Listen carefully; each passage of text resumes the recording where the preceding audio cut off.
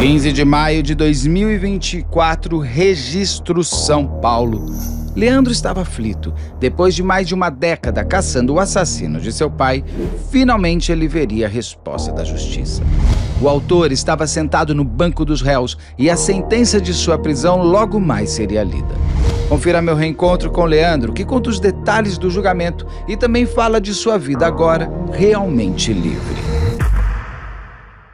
Diretamente de um dos endereços mais famosos do Brasil, de um dos principais cartões postais da cidade de São Paulo, e com as transmissões feitas dos nossos estúdios na Avenida Paulista, eu sou Beto Ribeiro e eu pergunto: que crime é esse? Olá, sejamos todos muito bem-vindos. Por favor, não deixe de se inscrever, curtir, compartilhar, ligar sininho, marque nas suas mídias sociais, nos marque a todos nas mídias sociais. Se puder, seja membro, se não puder, tá tudo certo. Daí você venha comigo até o final desse reencontro que eu vou ter com o Leandro. Leandro, seja novamente bem-vindo ao canal. Se você ainda não viu a história do Leandro, tem aqui, até no link aqui, no descritivo do canal, tem um link da playlist, onde tem uma longa entrevista com ele em 2 partes, já disponibilizada para todos, onde ele conta toda a sua saga para encontrar o assassino de seu pai, com mais de 10 anos de busca em todos os meios, e o Leandro conseguiu achar, e o Leandro conseguiu finalmente fazer justiça pelo pai. Leandro, está feliz agora que teve o julgamento, há poucos dias? Eu tô feliz, graças a Deus deu tudo certo, né? Foi tudo dentro do que a gente esperava, imaginava o que aconteceria também, né?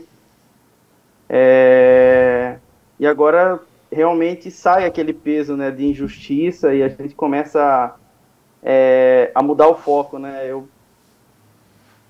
fiquei mais leve, na verdade. Realmente é o fechar de caixão? Você vê o julgamento do assassino de seu pai, depois de anos de espera, é o fechar do caixão de fato? Com certeza, né? Porque a morte, ela marca muito a vida da gente, né? O nascimento é uma data que a gente se recorda pro resto da nossa vida, né? Momentos felizes, né? E a morte, ela também é uma data que as nossas famílias, elas costumam relembrar, né? E quando é uma morte violenta, a gente sente aquela impunidade por não encontrar o assassino, tudo. Então, na data da morte é um sofrimento a mais. E quando você agora, no caso, consegue solucionar tudo, consegue saber que a justiça foi feita, então é um sentimento que a gente ainda não experimentou, né, nesses 14 anos, né? É um sentimento assim de alívio, de realmente saber que o nosso papel foi feito, independente do tamanho da tragédia que foi, né, perder meu pai e tudo, mas pelo menos a gente sabe que a nossa parte foi feita, tudo deu certo, e que agora finalmente a gente vai conseguir, né, viver a nossa vida da melhor forma possível. Você esperou você era um menino, você hoje é um homem, você era um rapaz que perdeu o pai, hoje você é pai, então sua vida inteira foi em função desse momento, desse dia, que quase aconteceu um pouquinho antes, daí foi julgado de novo, aqui para maio de 2024, mas naquele dia que você sentou e viu que o julgamento ia acontecer. Foi ali a primeira vez que você viu o Cícero, o autor do seu pai? Foi. Até então eu não tive esse contato com ele.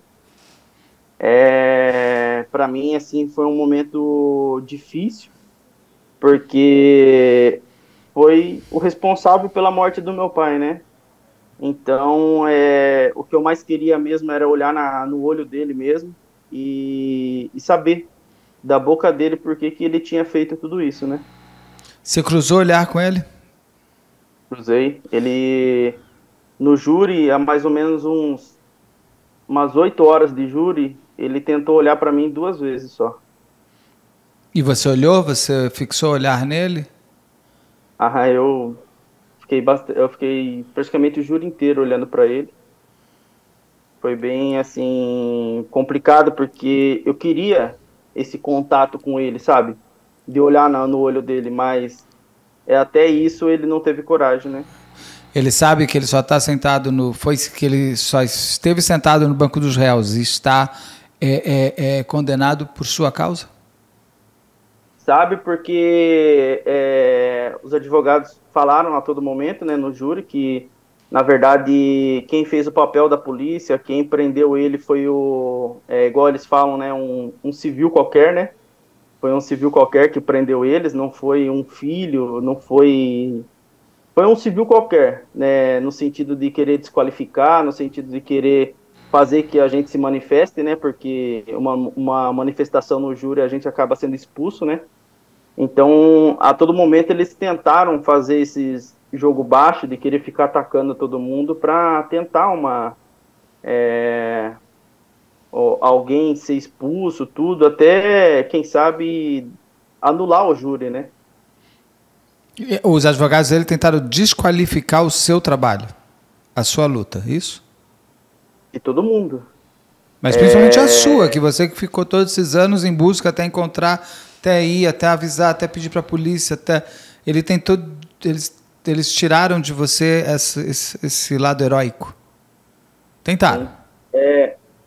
Tentaram, né? A promotora, ela tentou não, né? Ela passou um vídeo do Domingo Espetacular, mostrando toda a nossa luta, a nossa batalha, né?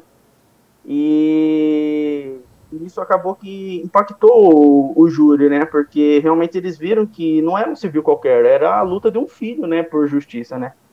E nesse momento que ela mostrou, e a reportagem ela conta, né? Todos os detalhes, né? Como que eu fiz para conseguir alcançar, chegar nele, conseguir lograr êxito e empreender ele.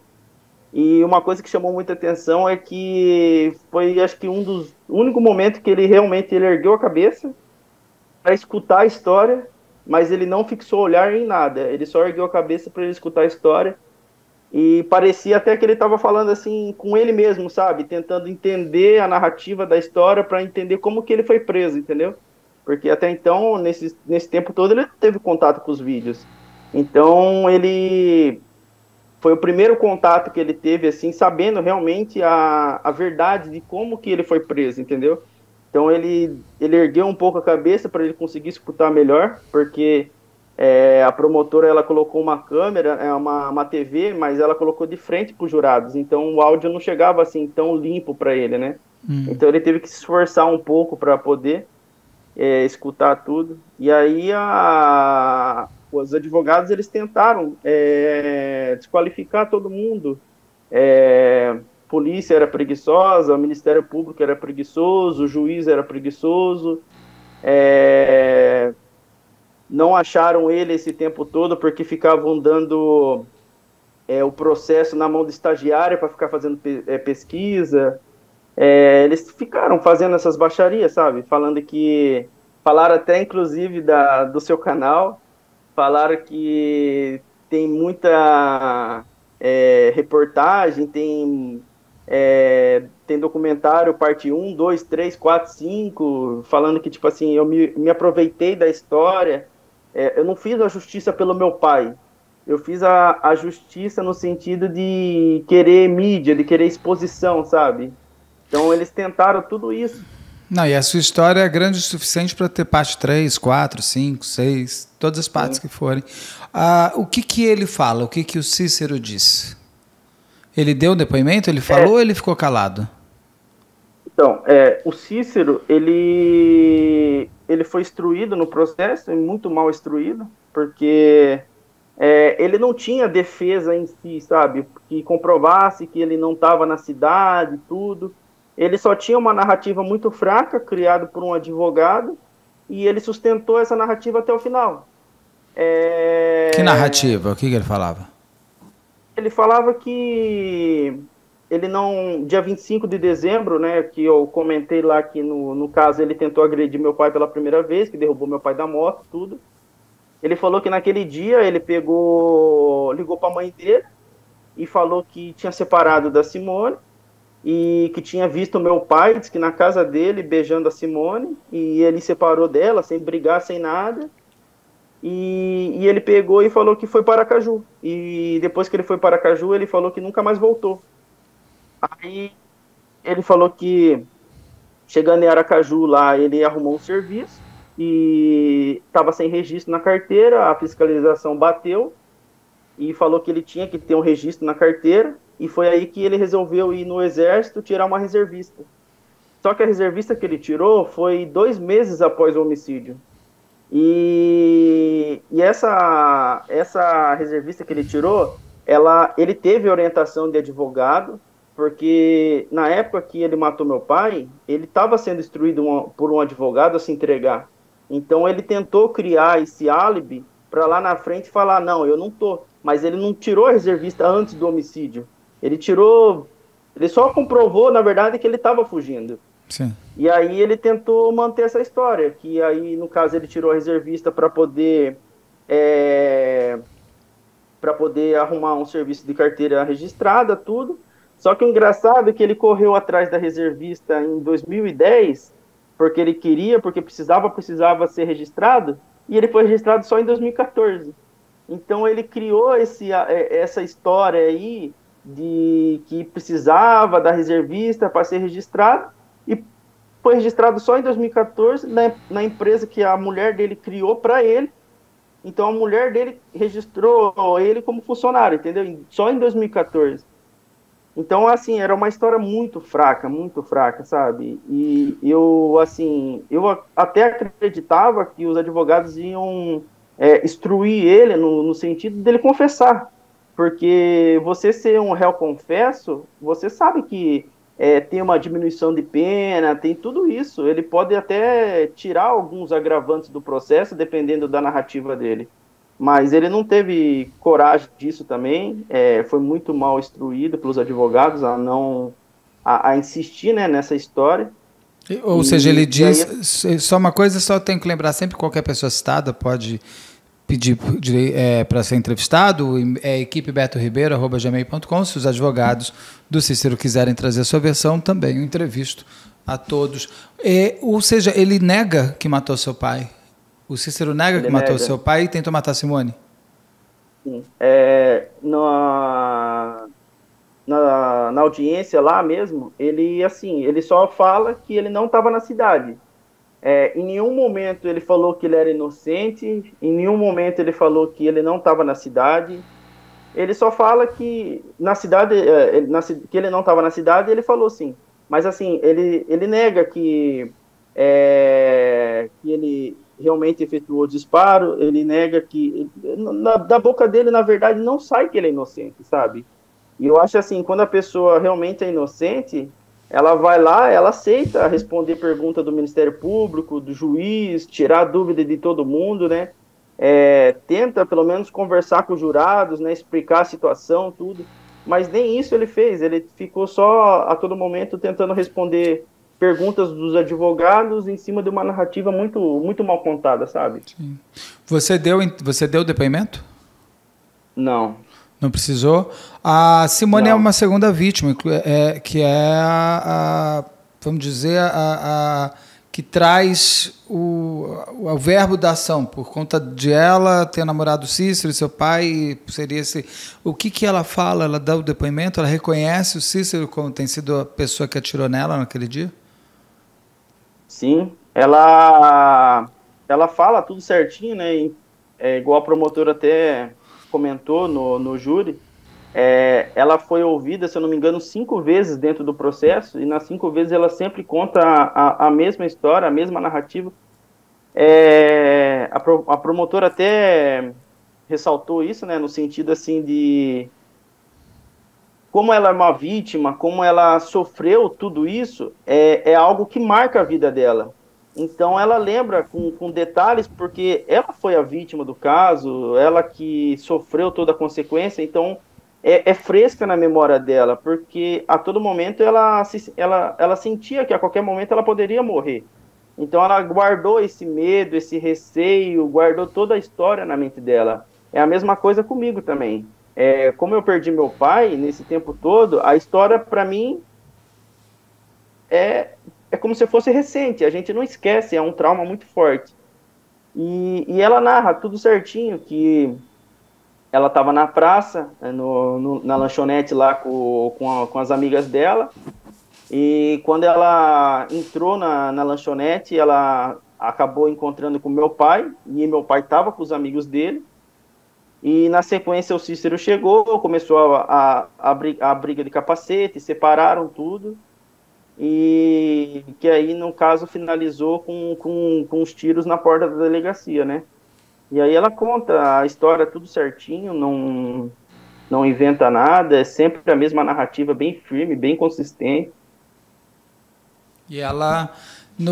E ele nega, ele olha para ela e ele continua negando tudo. Para ele não fez nada.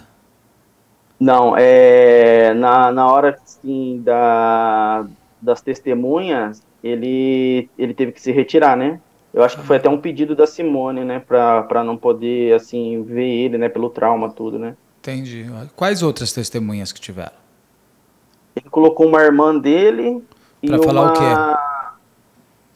Então, a irmã dele, na verdade, ela foi lá falar que dia 25 de dezembro ela recebeu uma ligação do irmão falando que ele precisava É de ir 2010, embora né? para Tudo Aracaju. isso? Do Tudo em 25 de 2010. dezembro de 2010.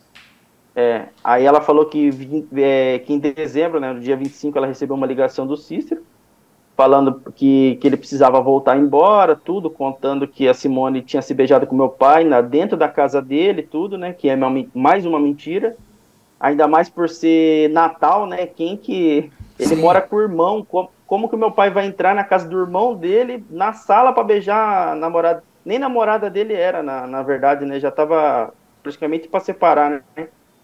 Então ela fala que ele ligou falando que ele precisava ir embora, tudo. Aí ela falou que ele também contou a mesma história que ele contou também, que ele estava trabalhando sem carteira, aí teve que tirar uma reservista.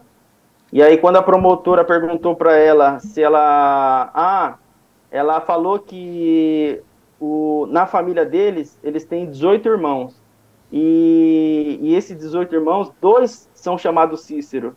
Então ela quis falar que, tipo assim, eles têm dois Cícero na família, na intenção de confundir.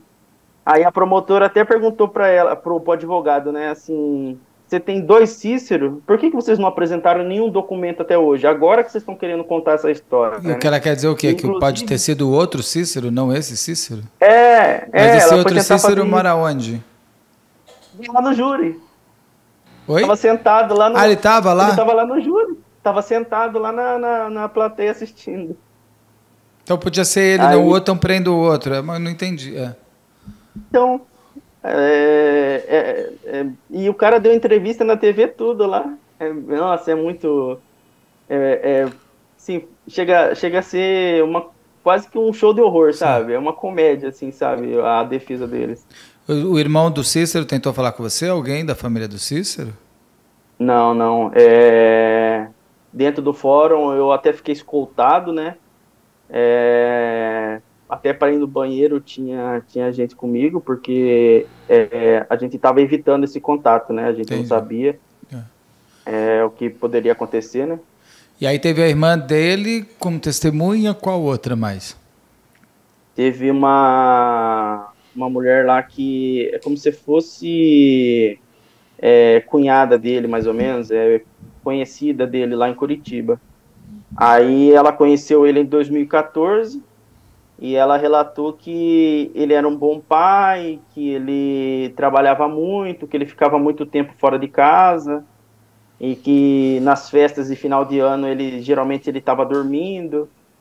Aí a promotora só fez uma pergunta para ela, se ele era um bom pai, se ela tinha ideia por que ele não tinha registrado o próprio filho, né?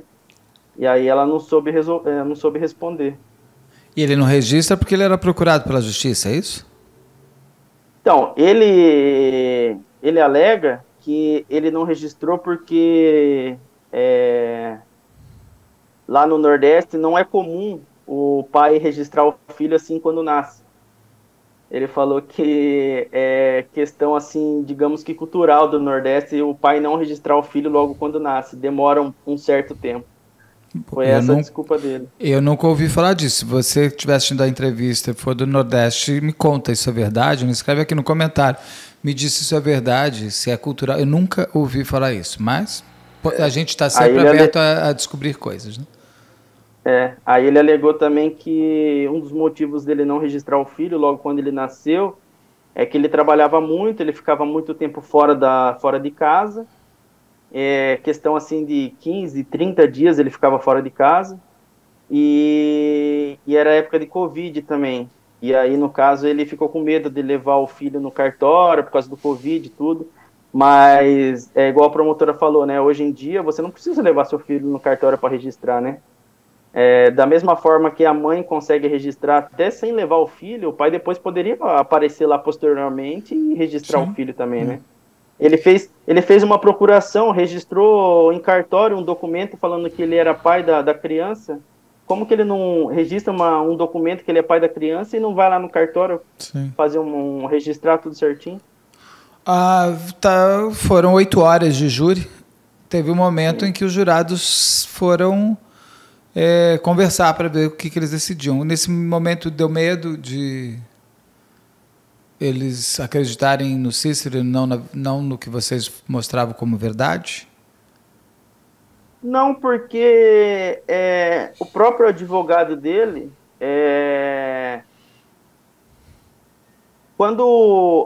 depois da parte de interrogatório, tanto o promotor quanto os advogados, eles têm dois momentos, né, para se defender, né?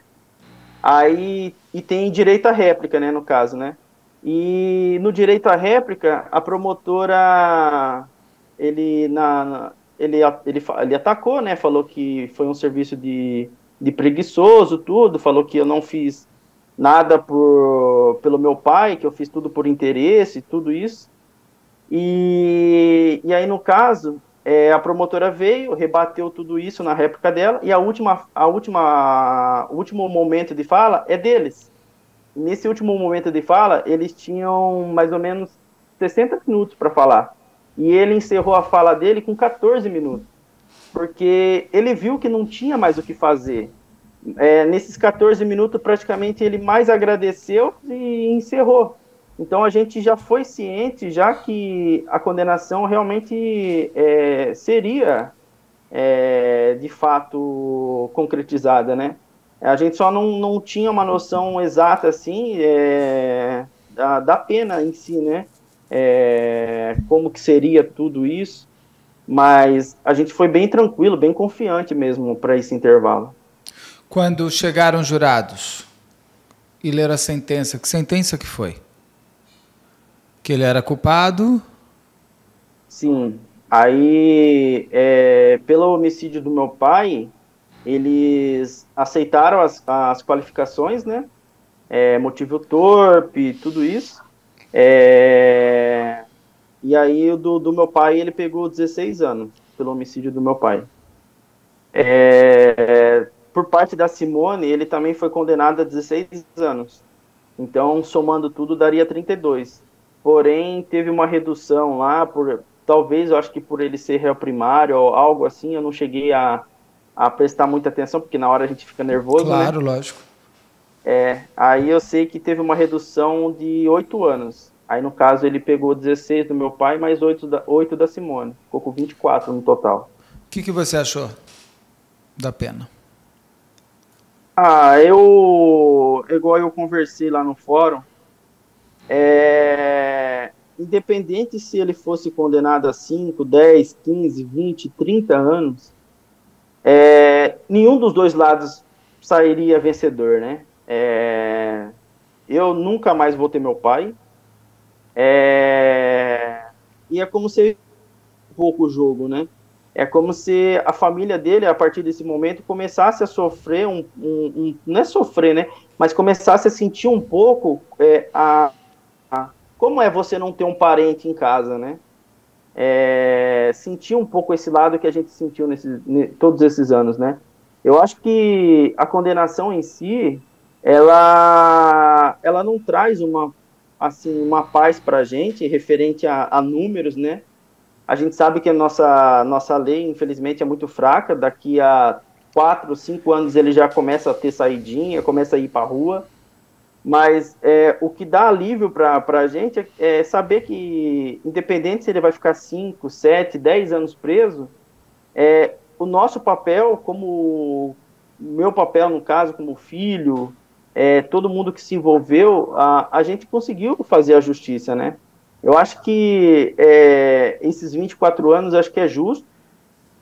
Não é uma pena, assim, muito alta, aquela pena extravagante, assim, né, que chama atenção, que eles poderiam até contestar, né, falando que pegou uma pena alta porque foi um caso que deu repercussão, tudo. Então foi um meio termo, ninguém saiu vencedor, né? Foi uma pena justa, uma pena bem, bem aplicada. Você sabe se vão recorrer o Ministério Público ou a defesa dele? Alguém vai recorrer? A defesa dele já recorreu. Já recorreu solicitando o quê? Anulação do júri. Eu não cheguei a ler certinho lá, mas eles contestaram os 24 anos. Tá. Eles vão talvez pedir para rever você consegue abaixar alguma coisa, algo nesse sentido.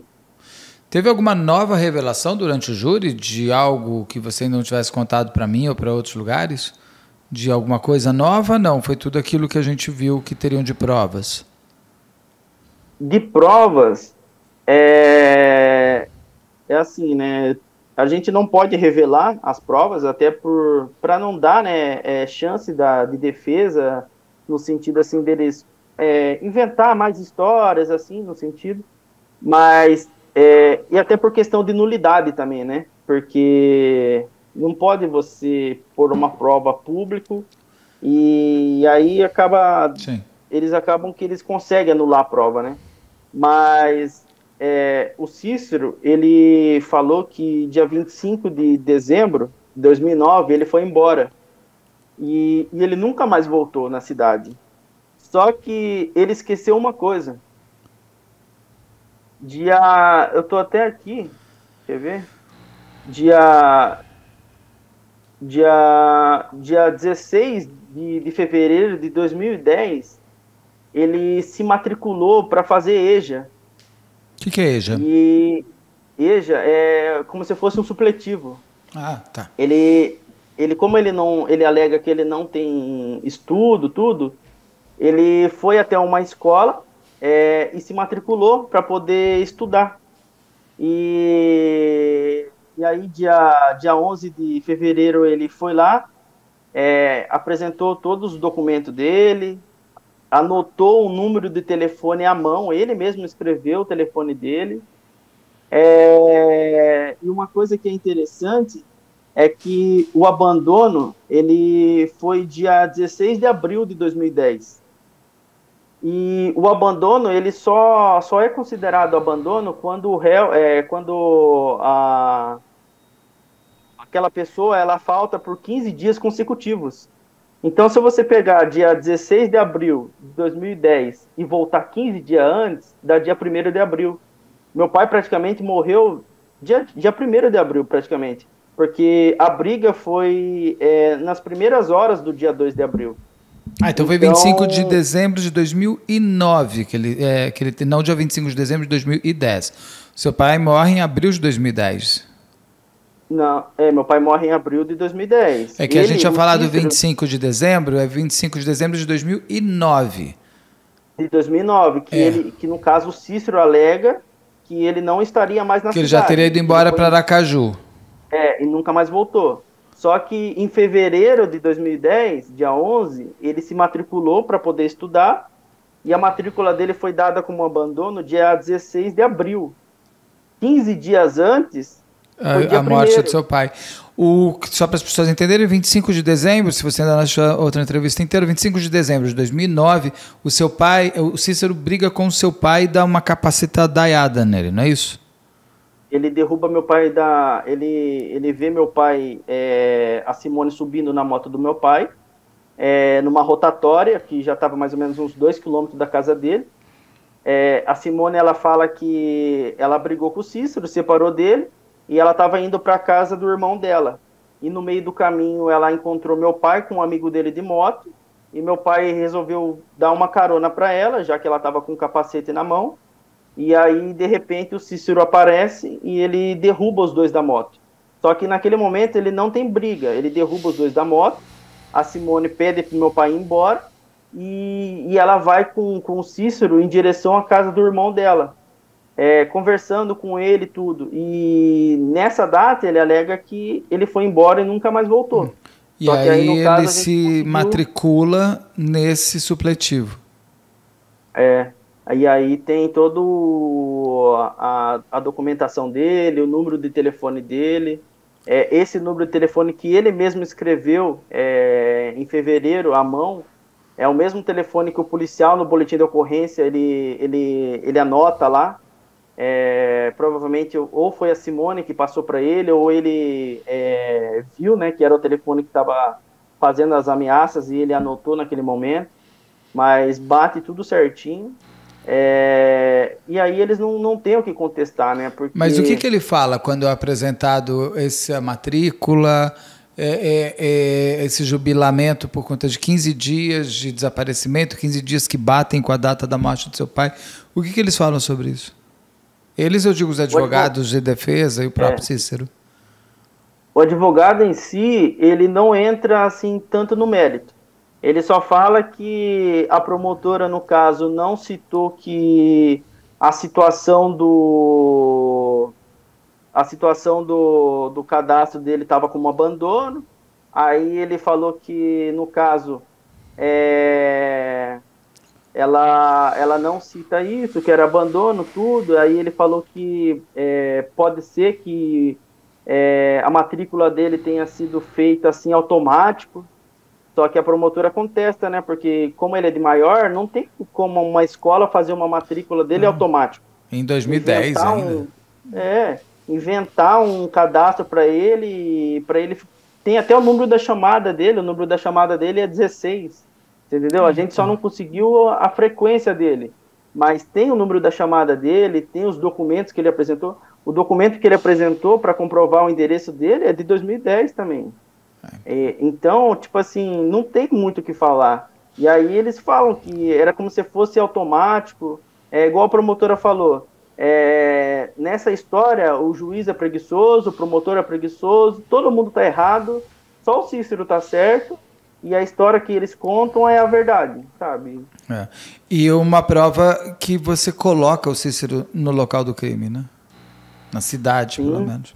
Na cidade, sim. E o relato, né, das testemunhas. Da Simone, né, principalmente. Sim, e o dono do bar também, ele narra tudo, né, que ele viu a briga, que ele conhecia meu pai, conhecia a Simone, conhecia o Cícero, que ele ficou sabendo só no dia seguinte que meu pai teria morrido, né, que o Cícero teria matado meu pai. Uma prova também que estava no processo, que eles contestaram também, que a polícia ela vai até o endereço do irmão dele, na empresa do irmão dele, e pergunta, né, pro irmão aonde ele está. E o irmão fala que o Cícero estaria morando em Curitiba, isso mais ou menos uns 2, 3 anos depois do homicídio. E eles vão até a empresa também onde o Cícero trabalhava e perguntam pro patrão dele, aonde está o Cícero, né? Cadê o Cícero? Já que ele trabalha com você, eu quero saber se ele está vindo trabalhar. E aí o patrão dele fala que o Cícero, depois dos fatos, né, depois do homicídio, ele nunca mais apareceu para trabalhar. Então, depois do homicídio, ele não apareceu mais para trabalhar, ele não apareceu mais na escola, e 2 meses depois ele foi lá e tirou uma reservista em Aracaju, sabe? Então, a história dele, assim, estava bem complicada, porque tinha muitas testemunhas, no caso, que foram ouvidas, que foram conversado com algumas pessoas, até da família dele, que falaram, né, onde ele poderia estar, que ele tinha desaparecido, tudo. Te deu vontade de conversar com Cícero?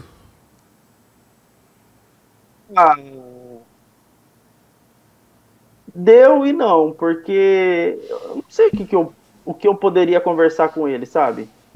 É uma pessoa que me fez muito mal, então não teria como ter uma conversa assim, digamos que sadia, né? Sim. Seria, sabe, seria uma conversa assim com muita raiva, sabe? É, nesses 14 anos, eu tive foi um trauma para mim a morte do meu pai, né? Quando meu pai morreu, eu prometi para ele que eu iria fazer a justiça, né? Eu iria prender o Cícero, eu iria pegar o Cícero, né, também, né? Porque eu vou ser sincero para você, na hora da raiva, a gente não quer fazer justiça da forma que eu fiz, né? A gente quer se vingar também, né? Então, nesses 14 anos, eu fiquei com muita raiva dele. E o que me deixava com mais raiva ainda era saber que ele estava solto, não estava pagando pelo crime que ele cometeu, né? Então, nesses 14 anos, eu fiquei como se fosse com uma raiva preso dentro de mim, sabe? E, e eu nunca tinha visto Cícero, então eu precisava pôr esse sentimento para fora, sabe? Lógico que na hora do júri, os advogados vão querer te atacar, ele vai querer olhar para você. Eu imaginava que ele olharia na minha cara e ficaria dando risada, você Sim. entendeu? Então eu achava que eu não teria esse controle. Então eu busquei alguns meios para mim conseguir me manter calmo. Quando eu cheguei na cidade, eu procurei ir no fórum, eu conversei bastante com a turma do fórum, para poder quebrar esse clima assim de primeiro impacto, né? De chegar lá somente no júri e ter aquele primeiro impacto. E foi assim também que eu tentei fazer com o Cícero. Como eu sabia que eu tinha um sentimento muito forte nesses 14 anos de raiva dele, eu fiquei esperando o carro da escolta. Então, quando o carro da escolta chegou, eu sabia o portão, tudo que ele entraria, e eu esperei no portão, como se eu não quisesse nada. E a família dele passou pelo portão onde eu estava, eles me reconheceram, né? Eles passaram por mim, ficaram até perto de mim, mas eu não me importei. Eu fiquei ali, quieto ali, certinho ali.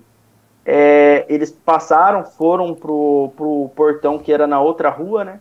E aí, na sequência, já veio a escolta. E quando veio a escolta, é uma rampa. Então a escolta parou para esperar abrir o portão para ela poder entrar. E ali eu falo para você, ali foi. Eu acho que. É como se eu tivesse sentido a justiça, sabe? Naquele momento ali. Porque eu comecei a gritar com ele, sabe? Eu comecei a chamar ele de covarde, mas não era um grito de covarde assim qualquer, sabe? Era um grito que estava preso há 14 anos. Sim. Era um, foi um grito assim, sabe? Tipo, muito forte.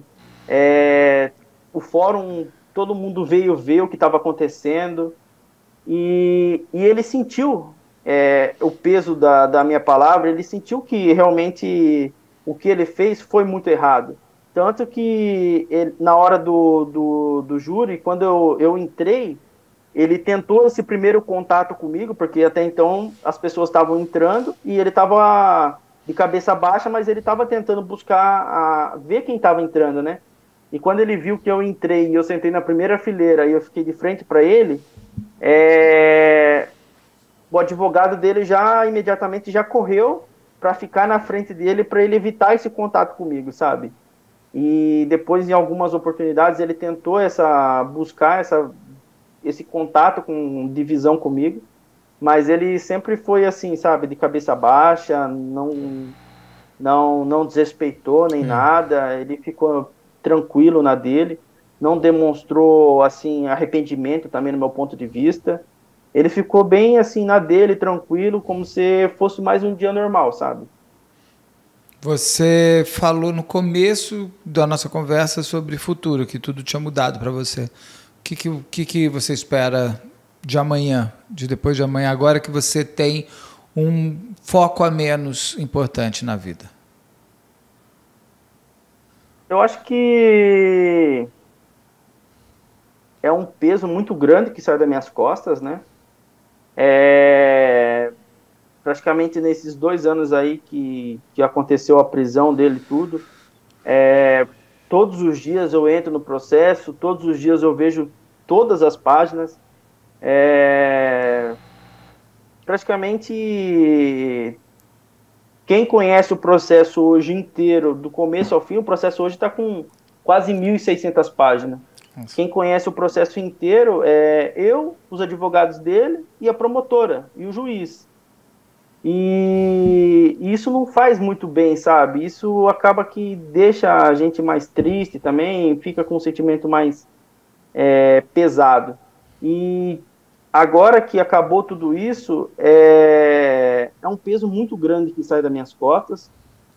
É uma vida ainda que eu não vivi nesses 14 anos, né? Porque até então eu sempre lutei por justiça, sempre lutei pelo meu pai. Então agora eu acho que é acostumar, né, com essa nova realidade, com essa nova vida, né? Saber que eu não preciso mais ficar buscando justiça, saber que eu não preciso mais ficar me preocupando se dar uma resposta para minha avó, né? A minha avó, a mãe do meu pai, hoje ela tem 92 anos. E nesses praticamente 2 anos a gente não contou para ela que tudo que estava acontecendo, a gente preservou ela. E isso é uma resposta para ela, porque agora a gente pôde sentar com ela, conversar com ela, contar que nesses 14 anos a gente nunca deixou de lutar pelo meu pai, pelo filho dela, né? A gente sempre buscou a justiça. E ela sabe muito bem que tanto ela como vó e o meu pai, como um pai, ele não queria que a gente fizesse as coisas erradas, né? Eles querem que a gente faça as coisas certinho, tudo. E é um alívio muito grande, porque hoje a gente tem esse sentimento de que a justiça realmente foi feita. E é uma vida que eu não sei explicar para você o que vai ser daqui para frente, porque praticamente eu fiquei parado no tempo por 14 anos, sabe? Mas nesses primeiros dias, assim, após o júri, é muito diferente, sabe? A gente fica com a alma mais leve. É como se as coisas começassem a fazer sentido, sabe? Sim. É bem bacana esse sentimento novo. E você vai ter mais tempo para ter tempo. O teu dia vai ser maior para você poder olhar o seu filho, para você poder pensar em você, na sua esposa, em férias, agora de alguma maneira aquela sensação de injustiça passa a ser só saudade do seu pai, e com saudade a gente caminha mais fácil de alguma maneira, né? Sim, sim. A saudade em si, ela é um sentimento que a gente não pôde desfrutar. A gente sempre desfrutou de um sentimento de raiva, de injustiça, e agora finalmente a gente vai conseguir viver nosso luto, né? Finalmente a gente vai conseguir fechar o caixão de fato e viver uma vida que a gente não viveu nesse tempo todo, né? Foi muito, muito difícil, muito sofrimento, né? Eu não tive férias. As minhas férias era sempre ir para registro para ficar procurando ele, ficar indo atrás de polícia, e agora a gente vai poder se dedicar mais à nossa família, né? Sim. Aproveitar mais os momentos, né? Seu pai e você agora vão poder descansar. Seu pai no descanso eterno e você agora no descanso merecido de um filho que lutou tanto. Leandro, prazer ter acompanhado sua história até agora, até tudo. Espero que a gente se reencontre em breve para você me contar um novo Leandro, uma nova vida, uma nova história toda, completa. Parabéns pela luta toda que você teve.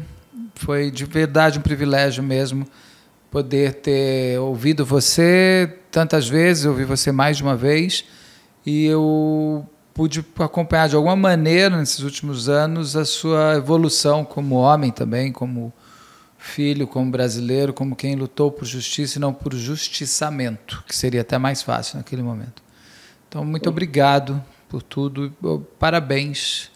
Você curta muito seu filho, que você viaja muito. Eu sei que sua esposa me falou que é fã do Ulisses. No próximo live que eu tiver com o Ulisses, eu te aviso antes, aí vocês vêm aqui para ela pegar autógrafo ao vivo, mais que eu só mandar a casa é sua aqui. É um prazer ter você agora como amigo, não mais como história. Que a sua história eu acho que a gente encerra de uma maneira feliz de ver você podendo estar mais leve, como foi o que você disse. Eu agradeço muito, primeiramente, a sua pessoa, né? Porque você é um cara, assim, gigante, né? Você é um cara magnífico, você é um cara muito coração, né? Você é o Beto, né? O Beto que a gente ama, né? É um prazer muito grande ter a oportunidade de conhecer você, de conversar com você, apesar de ser uma história assim triste, né? Mas a gente está do lado de uma pessoa que a gente se sente bem, né? Você é uma pessoa que faz com que a gente se sinta bem, né, ao seu lado. Nesses 2 anos que aconteceu tudo isso, os comentários dos vídeos eram os comentários que faziam eu ter fé de querer continuar lutando, porque as pessoas que comentaram nos vídeos são pessoas que realmente desejam a nossa vitória, que sentem a nossa dor, que passam pelo mesmo sentimento que a gente passa de injustiça, de sofrimento. Tem muitas pessoas que estão na mesma situação que eu, e muitas pessoas até enviam mensagens falando que eles não tiveram a coragem que eu tive de lutar pelo ente querido que elas perderam. E a minha história, eu nunca quis contar a minha história no sentido assim de ganhar fama nem nada. Sim. Eu acho que a gente sabe que a gente se expor tem uma consequência, e a consequência disso tudo foi que eu recebi algumas ameaças por parte da família dele, e a gente sabe que isso aconteceria tudo, mas assim, a minha história em si é para mostrar para essas pessoas que passam pela mesma situação que eu, que existe um caminho. É lógico que a gente não pode ficar deixando o nosso luto para ficar fazendo o papel da polícia, mas se a gente puder ajudar a polícia, pode ter certeza que muitos casos vão ser solucionados. Claro. É uma união de forças. A gente não pode depender 100% da polícia, porque a polícia a gente sabe que está sobrecarregada, a gente sabe a situação que a polícia é hoje, toda sucateada. Então, o que a gente puder fazer de informação e conseguir passar para a polícia, a gente consegue solucionar muitos crimes. Infelizmente, no Brasil, muitos crimes não são solucionados por isso, porque em algum momento a família deixa de correr atrás. Então, quando eu resolvi contar a minha história, era no sentido de encorajar essas pessoas a lutar por justiça pelos seus parentes, porque a gente sabe que a dor do luto é muito forte. E a dor do luto causada por uma tragédia, causada por um crime tão brutal, é pior ainda. Porque a gente vive, sabe, eu particularmente não, mas muitas pessoas vivem à base de remédio, vivem a vida inteira com um fantasma, com um trauma muito forte. Então a minha história sempre foi nesse sentido, de contar a minha história para as pessoas se identificarem e lutarem pelos seus parentes, porque infelizmente a maldade, ela não vai parar. Infelizmente, a maldade, ela tá aí, e a gente não pode se acovardar, sabe? A gente tem que erguer a cabeça, lógico que a gente não quer passar por isso, mas se a gente passar um dia por isso, a gente tem que saber que a gente precisa ser forte e precisa unir forças para conseguir resolver tudo isso. Agradeço a todos que mandaram as mensagens, foram, assim, tive muitos dias difíceis, e as mensagens de todos, eu faço sempre questão de responder todos, foram as mensagens de vocês que fizeram que eu tivesse força para lutar, e é uma honra poder conversar com você, ter esse contato com você, E eu acho que muitas pessoas que assistem você têm essa vontade de falar, né, o seu tamanho, né, como você é como ser humano, né? Porque você é uma pessoa que não tem como a gente não amar, né? Você é uma pessoa bem especial, Beto. Leandro, geralmente as pessoas se emocionam aqui, não eu. Então, muito obrigado. Obrigado por tudo que você falou. Muito obrigado. Você é meu amigo, já somos amigos. E de verdade, seja muito feliz, você merece muito. Agora, você está um homem inteiro e completo agora. Teu pai está lá andando com você. Então, ande junto com seu filho junto. Obrigado, meu querido. Um grande beijo, um beijo para sua mulher, um beijo para o teu filho. A gente se vê em breve, com certeza. Obrigado. Muito obrigado. Tchau. Tchau, tchau.